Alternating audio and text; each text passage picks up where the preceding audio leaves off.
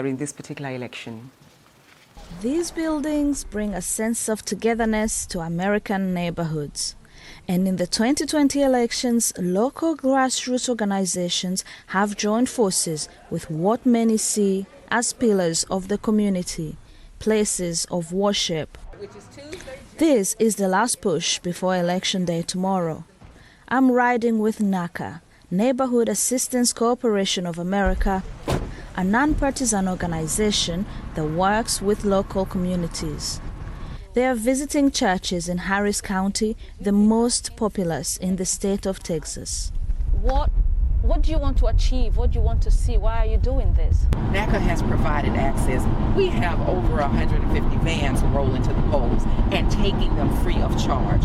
We've provided the access, and once they hit that ballot, we expect and empower and encourage the change. Those senior citizens who may be at home, that may be incapacitated, they can't get out.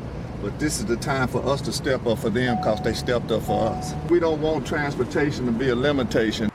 Some of the volunteers have been driving people to cast their ballot since early voting started here in October. What are people telling you when you pick them up for early voting or for the election day itself?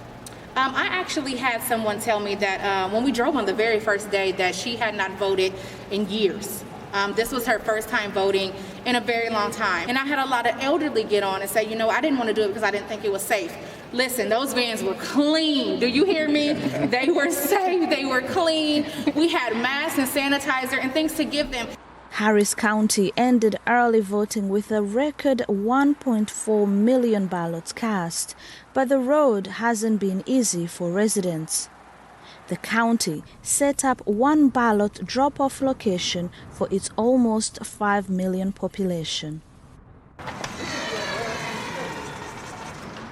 If your vote didn't matter, why would the powers to be, who are afraid of no longer being the powers to be, limit over 3 million people to one physical location for drop-out ballots? Yeah. Imagine the NRG in full capacity couldn't probably hold but a fraction of those people. It's important that we get out to vote. Whether you're a first-time voter or a seasoned voter, the issues Americans are taking to the polls are the same. They're feeling devalued. They're feeling very devalued. They're feeling overlooked. They're feeling as if their lives don't matter. Why is church so important within the African American community, or indeed even within the American community? But the African American church was birthed to be a vibrant force in the community. The African American church was a place of change, empowerment, and release. So the African American church must continue to be engaged in civil and social and political affairs because we have the responsibility of being a voice for the voiceless.